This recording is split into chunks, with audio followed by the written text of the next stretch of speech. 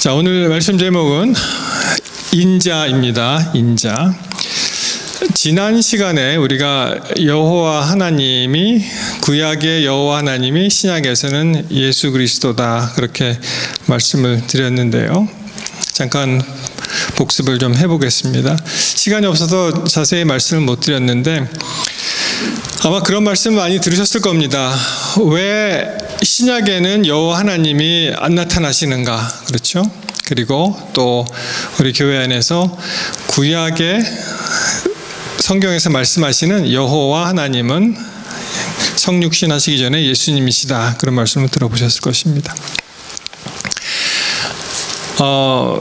좀 지났는데요. 그 미니스트리라는, 우리 말하자면 이제 목회지죠. 목사님을 중심으로 이제 읽히는 미니스트리라는 그런 그 monthly 매거진이 있는데요.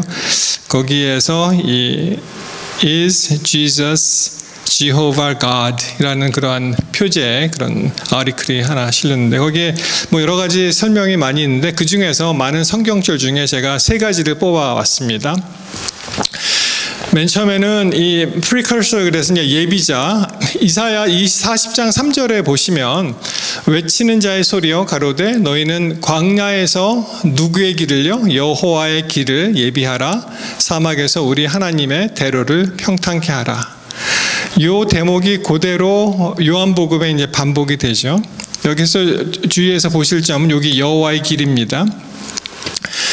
아시는 대로 이제 침례 요한, 프리커서가 이제 같이 나타나는데요. 요한복음 1장 23절에 보시면은 가로되 나는 선지자 이사야의 말과 같이 누구의 길을요? 주의 길을, 예수님이죠. 곧게 하라. 광야에서 외치는 자의 소리로다. 그래서 여호와 하나님이 이제 신약에 와서는 어떻게 됐습니까? 예수님, 주의 길이라고 말씀하십니다. 또 예수님을 표현하는 그 표현 가운데 나는 처음이요 마지막이라는 표현 기억하시죠? 계시록의 1장에도 나오고 저 뒤에도 나오는데 그 똑같이 반복되는 말씀이 이사야 44장 6절에 보시면은 이스라엘의 왕인 여호와, 이스라엘의 구속자인 만군의 누가요? 여호와가 말하노라. 나는 처음이요 나는 마지막, 나 외에 다른 신이 없다. 요 구절이 다시 계시록에 오시면은 1장과 또 22장에 보시면은 나오는데 보면은 똑같은 말씀으로 여기 나는 알파 오메가, 처음과 나중, 시작과 끝이다, 이렇게 이제 말씀하십니다. 그리고 이제 지난 안식일에 말씀드렸던, 짧게 말씀을 드렸던 이 세이비어에 관한 말씀이 이사야 43장 3절에서 11절에 나옵니다. 여기 영어로 보시면은 여기 세이비어 구세주죠.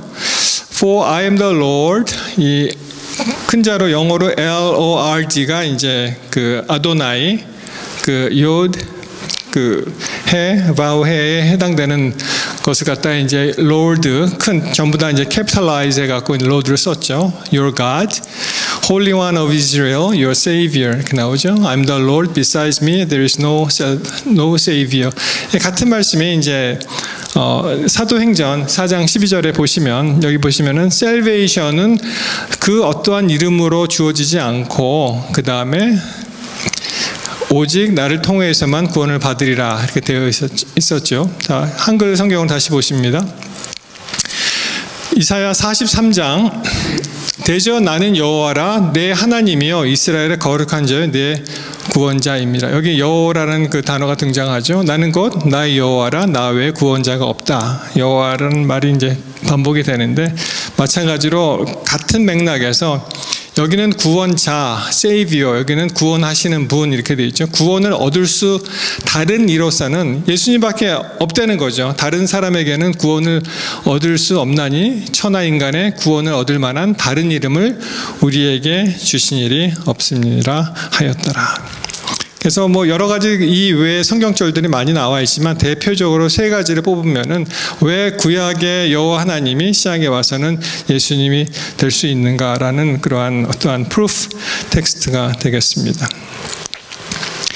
그런데 사실 그 예수님은 스스로를 이야기할 때, 나를 지칭할 때 뭐라고 많이 말씀하셨습니까? 바로 인자라는 말을 많이 하셨어요. 그래서 아까 우리 장로님 읽으신 대표 성경절 마태 24장 30절에 보시면은 여기에 인자라는 말이 이제 등장을 하죠. 인자의 징조, 그리고 인자가 구름을 타고 큰 능력과 큰 영광으로 오는 것을 보겠다, 이렇게 나옵니다. 여러분, 인자 그러니까 뭐 인자라는 뜻이 뭐 많이 있죠. 사람 이름도 인자가 있고, 그리고 뭐 인자와 자비할 때 그 인자도 있는데, 여기서 인자는 영어로 보시면 확실하죠. The Son of Man 이렇게 되어 있습니다. The Son of Man. 그래서 예수님은 인자라는 그 자신을 지칭할 때, 이게 재미있는 사실은 여기 보시면 Son of Man이잖아요. 왜 사람의 아들이라고 칭하셨을까? 그런 의문이 좀 드시죠. 왜냐하면 예수님의 다른 호칭이 이제 하나님의 아들이잖아요. 하나님의 아들. 왜 여기는 사람의 아들로 말씀하셨을까? 하나님의 아들이라는 칭호는 사실 외부에서 예수님을 지칭하는 그런 칭호가 많이 되고요. 아, 과연 하나님의 아들이셨도다, 이렇게. 인자는, 사람의 아들은 예수님이 이제 말씀하시는 건데, 사실 인자라는 말 자체는 사람의 아들이죠. 사람입니다. 여러분, 하나님의 아들 하시면 많은 분들이 아버지 하나님은 좀 높고 아버지고 아들은 조금 미치고 하나님의 아들, 그런 뜻이 아니고요. 하나님의 아들이라는 그 말 자체가 의미하는 것은 하나님의 속성을 그대로 포함하고 있다는 것입니다. 사자가 그 다음 세대에는 뭘 낳습니까? 똑같은 사자를 낳잖아요. 그죠? 개를 낳고, 마찬가지로 하나님과 예수님의 관계가 뭐 이렇게 우리 유교적인 사상으로 아버지는 높고 아들은 낮고 그런 것이 아니라 아버지의 속성을 그대로 지니고 그분이 바로 하나님의 아들이라는 그런 뜻이 내포되어 있습니다. 근데 아무튼 이 사람의 아들이라는 것은, The Son of Man, 인자라는 것은 사람을 지칭할 때 많이 사용을 했죠, 사실. 자, 대표적으로 시편 8편 4절에 보시면 사람이 무엇이건대, 사람, 주께서 저를 생각하시며, 또 반복이 됩니다. 이 사람과 인자가 무엇이건대 주께서 저를 권고하시나이까. 그래서 영어로 보셔도 man, what is man 이렇게 나오죠. 그리고 the Son of Man 이렇게 나옵니다. 여러분이 Son of Man 요 글자를 이제 기억하시고 보시면 되는데, 구약에서 사람을 나타내는 히브리 말이 있습니다. 아주 유명한 말이죠. 아마 다 아실 거예요. 뭐죠, 그것이? 사람. 그럼 뭡니까? 아담이죠. 예, 맞습니다. 아담. 그래서 하나님께서 아담을 지으시고 그게 이제 사람인데, 그 사람이 이름이 된 거죠. 아담. 사람이 사람 이렇게 된 것입니다. 그래서 Son of Man 하면은 말 그대로 벤은 아들이라는 뜻이에요. 벤이 나오고 아담이 나옵니다. 원어로죠. 벤 그리고 아담 이렇게 나옵니다. 그래서 그 유명한 이름 중에 그 야곱의 이야기를 하죠. 야곱의 맨 막내 아들 이름이 뭐였죠? 베냐민. 영어로 벤자민 그러는데, 이것이 벤야민입니다. 벤야민. 야민은 어떤 뜻이 있냐면은 오른쪽이다, 오른손이다, 이런 뜻이 있어요. 그래서 베냐민을 풀어서 우리가 이해하면은 오른손의 아들이라는 뜻이에요. 벤야민. 또 벤이 들어가는 그 아들 이름이 있죠. 야곱에 누가 있습니까? 장자 르우벤. 그렇죠? 르우벤이 또 있습니다. 르우벤은 무슨 뜻일까요? 여기도 이제 벤이 들어가죠. 여기 벤, 여기 있습니다. 벤, 르벤. 여러분, 요 위에가 자음이고요. 요 밑이 땡땡 있는 것이 이제 모음인데요. 여기 우리 한글의 이 우자에 동그라미 뺀 우자에 해당되는 발음이 아 발음이 납니다. 그래서 이것을 읽으실 때는 여기 알레프거든요. 아담 이렇게. 이게 미음하고 비슷하죠. 히브리하고 우리 한글하고 비슷합니다. 여기 디귿에 해당되고요. 그래서 아담 이렇게 읽고요. 요 그 땡땡 있는 것이 이제 모음인데, 여기가 벤입니다. 벤. 자, 무슨 뜻일까요? 루벤 하면은 힌트가 있습니다. 무슨 단어가 들어갈까요? 아들, 벤이니까, 그죠? 루벤. 그래서 이게 무슨 뜻이냐면은 Behold a son. 보라, 아들이다. 이제 라헬과 레아의 관계 아시죠? 레아가 뭐 어떻게 보면 상대적으로 그렇게 사랑을 못 받을 수 있었는데 그가 이제 아이를 출생했을 때 아들이 했어요. 그러니까 얼마나 정말 기뻤겠습니까? 보라, 아들이다. 이게 루벤이 되는 것입니다. 그래서 이 아담 얘기할 때 또 son of man, 여기서 사람 인자할 때 이제 사람 전체를 나타냈는데, 그런데 예수님이 그 명칭을 이제 택하셔서 인자가 되신 것이죠. 자, 대표적으로 다니엘서에도 그 예수님을 나타내는 그 단어가 나오는데요. 그것이 바로 인자였습니다. 다니엘 7장 13절에 보시면, 내가 또 밤 이상 중에 보았는데, 누구 같은 이라고요? 인자 같은 이가 하늘 구름을 타고 와서 옛적부터 항상 계신 자에게 나와 그 앞에 인도되었다. 이렇게 나옵니다. 여러분, 사실 인자라는 그 단어는 에스겔에서 보시면 또 에스겔 스스로를 자기를 나타낼 때 인자라고 표현을 합니다. 에스겔 2장에 나오고요. Son of Man. 2장 1절에 보시면은 그가 내게 이르실 때 인자야 일어나라, 일어서라, 내가 내게 말하리라 할 때 실제로 하나님께서 인자 에스겔에 말씀하시는 게 나오는데, 이 단어 보시면은 그런 똑같은 방법으로 예수님이 인자라고 이제 표현을 하신 것입니다. 대표적인 게 또 이거 마태복음에 나오죠. 보시면은 아까 다니엘 7장과 이제 패럴렐 돼서 예수께서 가이사랴 빌립보 지방에 이르러 제자들에게 물어 가라사대 때 사람들이 인자를, 예수님을 자기가 자신을 지칭할 때 인자를 누구라 하느냐, 그렇죠? Who do people say that the Son of Man is? 이렇게 나옵니다. 자, 20장 28절 마태복음, 인자가 온 곳은 섬김을 받으려 함이 아니라 도리어 섬기려 하고 자기 목숨을 많은 사람들의 대성물로 주려 함이라 라고 말씀하십니다. 예수님 오신 특별한 이유를 여기서 설명하셨죠. 이 세상에 어떤 누구도 죽으려고 태어난 사람은 없습니다. 의도적으로 죽기 위해서 태어난 사람은 없습니다. 예수님은 많은 사람들을 사람의 대속물로 주려고 이 땅에 오신 것입니다. 그래서 이 표현을 생각해 볼 때 제가 묵상하고 골똘히 생각한 결론은 뭐냐면은, 그렇다, 예수님은 굳이 하나님의 아들이신 예수님이 왜 사람의 아들이라는 칭으로 오셨냐 하면은 그 이유는 모든 인류를 대표해서, 그분이 대표해서 죄값을 지불하고 그리고 인류를 구원하시기 위해서 오셨기 때문에 그가 스스로 인자라는 그런 표현을 사용하신 것이라고 저는 생각을 합니다. 그럼 질문이 하나 있습니다. 예수님께서 오신 목적은 죽으시러 오셨는데 우리를 구원하시려, 인자는 전 모든 인류를 대신하여 사람됨을 나타내고 성육신의 대표성을 나타내죠. 사람을 사하기 위해서, 죄를 사하기 위해서 짐승을 잡아서 사람을 이렇게 그 속죄할 수가 없죠. 왜냐하면 사람보다 짐승은 좀 낮은 단계잖아요. 그러니까 그게 속죄가 안 되는 것입니다.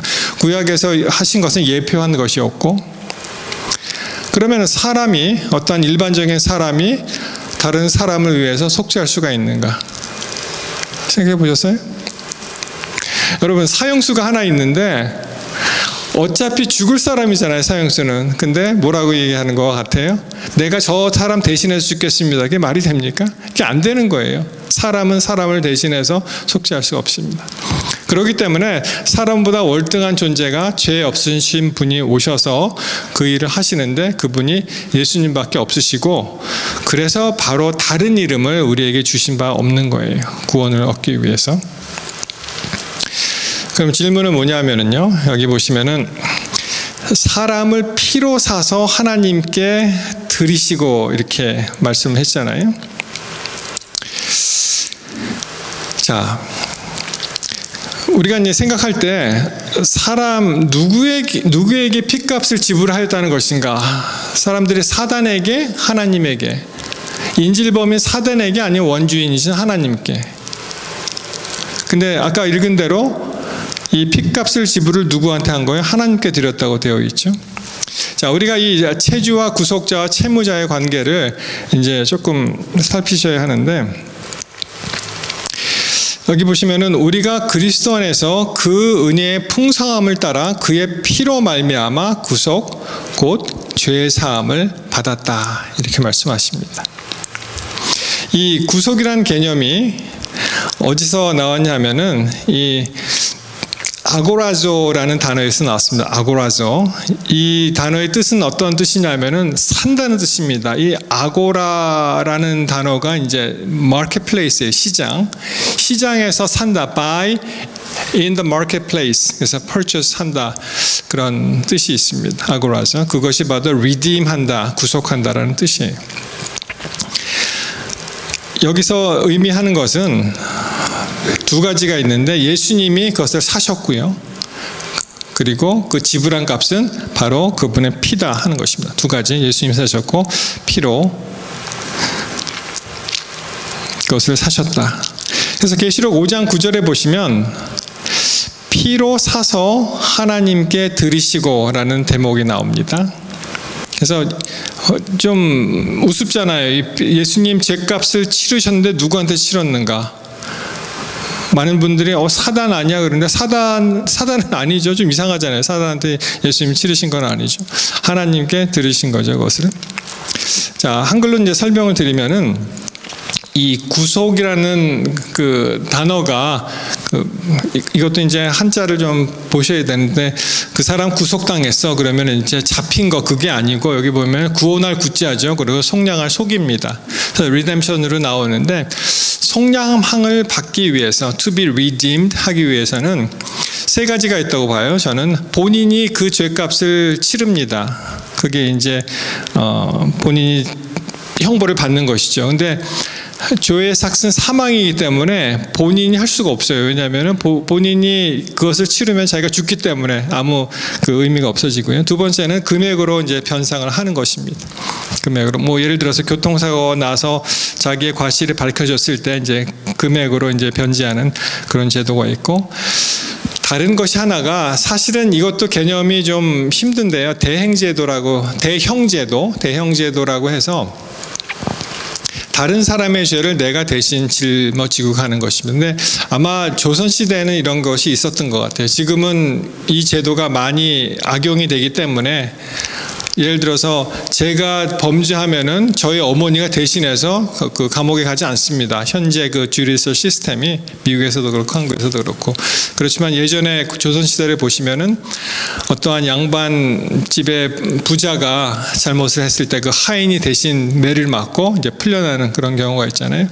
그래서 이것은 누군가가 죽어서 이 일을 담당하는 대형제도가 있는데, 그것이 바로 예수께서 그 일을 하신 것입니다. 이것을 반복해서 표현을 하면은 히브리 9장 14절에도 보시면은 하나님께 드린 그리스도의 피가, 그렇죠? 하나님께 드렸다고 나옵니다. 그러니까 대상이, 죄값은 하나님께 지불을 한 것인데, 그 이유는요, 이 죄값을 우리가 치를 수 있는 능력이 안 되는 거예요. 우리가 해결할 수 있는 능력이 없습니다. 그래서 사실은요, 하나님께서 그 죄값을 대신 치르시고 그리고 인류를 구원하신 것을 우리가 알 수 있습니다. 그 말씀에 대해서 이사야 55장 1절에는 그런 말이 나오죠. 대신 치른 말이 나오는데, 너희 목마른 자들아 물로 나오라, 돈 없는 자도 오라. 그리고 뭐라고 말씀하셨어요? 너희는 와서 사 먹되 돈 없이 값 없이 와서 포도주와 젖을 사라. 이게 말이 좀 안 되죠. 왜냐하면 와서 사 먹는데 값 없이 사 먹으라는 거예요. 왜냐하면은 이미 누군가가 그 값을 다 지불했기 때문에 그것이 가능한 것입니다. 예수님께서 그 일을 하셨습니다. 근데 그 예수님이 어떤 예수님이시라고요? 바로 다시 오실 예수님이라는 거예요. 다시 오실. 예수님께서 우리를 위해서 십자가에 달려 돌아가시고 부활 승천하시고 하늘에 계시지만 다시 오셔서 우리를 데리고 가는데, 그때 인자의 징조가 하늘에서 보이겠다. 그리고 인자가 바로 구름을 타고 능력과 큰 영광으로 오시겠다. 그래서 우리는 인자의 다시 오심을 기다리는 때입니다. 지금이. 예수님이 십자가에 달려 돌아가신 것을 믿고 의지하고 감사드리고, 그리고 우리가 지금 해야 될 일은 주님 다시 오심을 지금 기다리는 때예요. 그것이 인자의 그 말 자체가 모든 일들을 대표해서 그분이 그 죄악의 그 값을 담당하시고 다시 오신다고 말씀하셨습니다. 태양계입니다.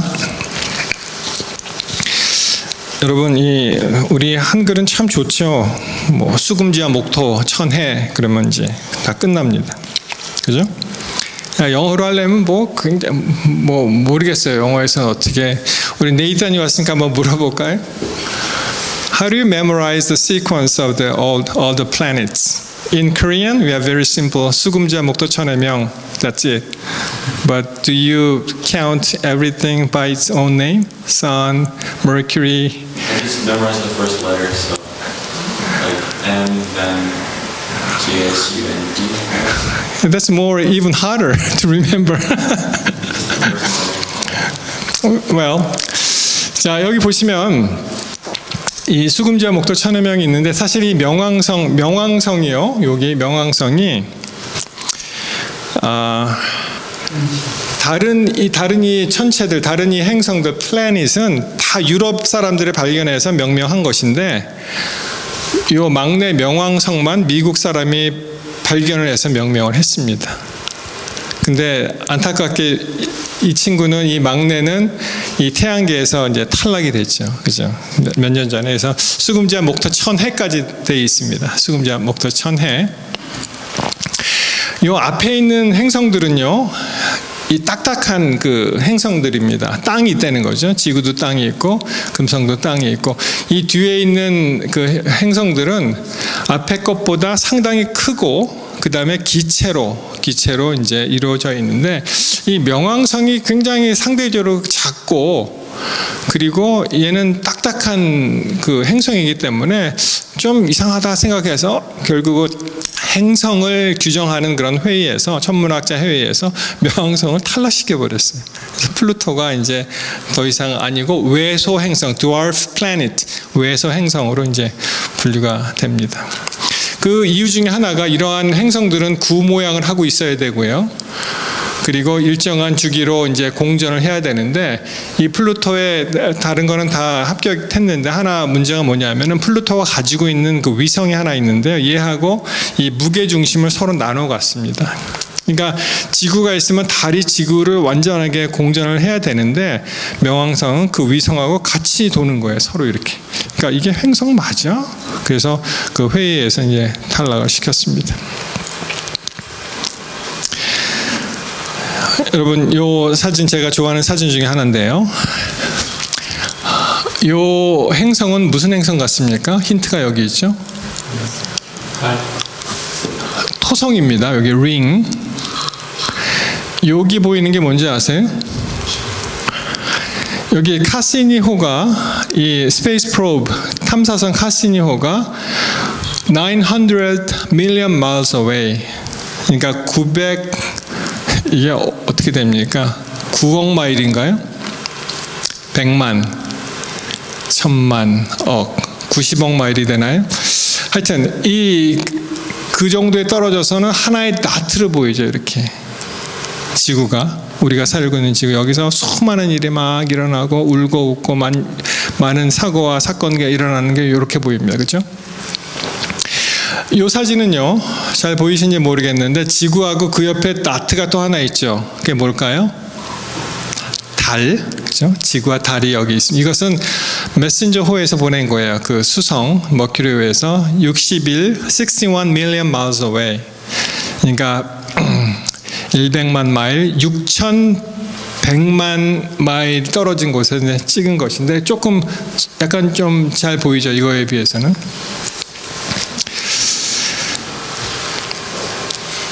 자, 요건 이제 다른 사진인데요. 그 다음 사진이 참 제가 좋아하는 사진 중에 하나인데, 요게 지구입니다. 이게 토성이고, 토성에서 이제 지구 쪽으로 봐서. 여러분, 그 pale blue dot, 우리 지구의 하나의 별칭인데요. 그런 사진이 바로 이 사진입니다. 여러분 보이세요? 지구가? 뭐 너무 흐려서 잘 안 보이시죠? dot, 점이 하나 보이십니까? 여기 있는 겁니다.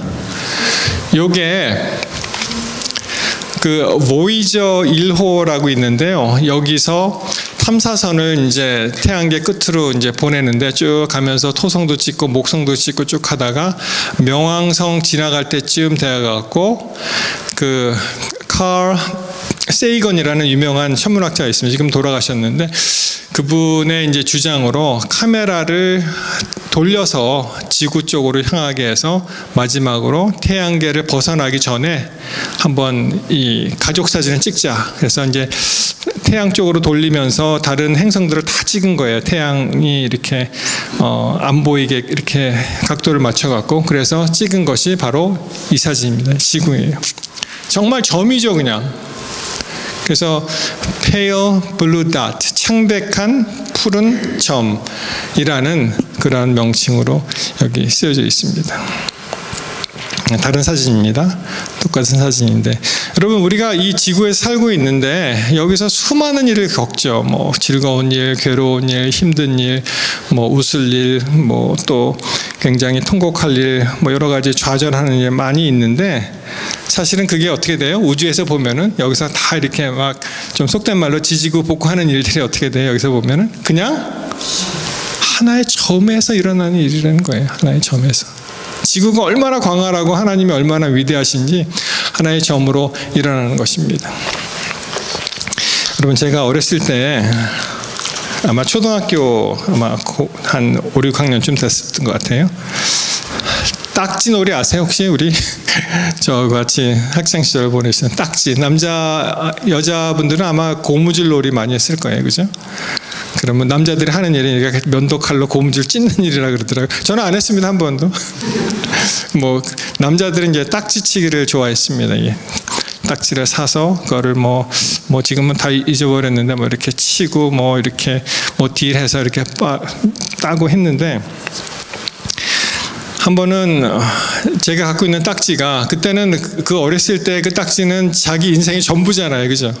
지금 뭐 다 비디오 게임들 하겠지만은 근데 많이 잃다가 제가 어떻게 막판에 배팅을 잘해갖고 왕창 땄습니다. 그냥 뭐 정말 팔아도 며칠을 팔 정도로 과장해서 왕창 땄습니다. 그래서 이제 그걸 갖고 이제 흐뭇하게 이제 집으로 돌아온 일이 있는데 여러분 그 딱지가 다 어디 갔습니까 지금?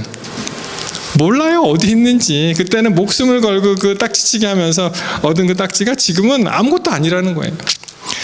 마치 여러분 오늘 우리가 이 땅에 살면서 목숨을 걸고 막 하는 일도 많이 있잖아요, 그렇죠? 그게 어찌 보면 아무것도 아니라는 것입니다. 우리가 신앙적인 그 눈으로 보았을 때. 그래서 땅 따먹기 그 생각이 났는데요. 여러분 땅 따먹기 해보신 적 있으십니까?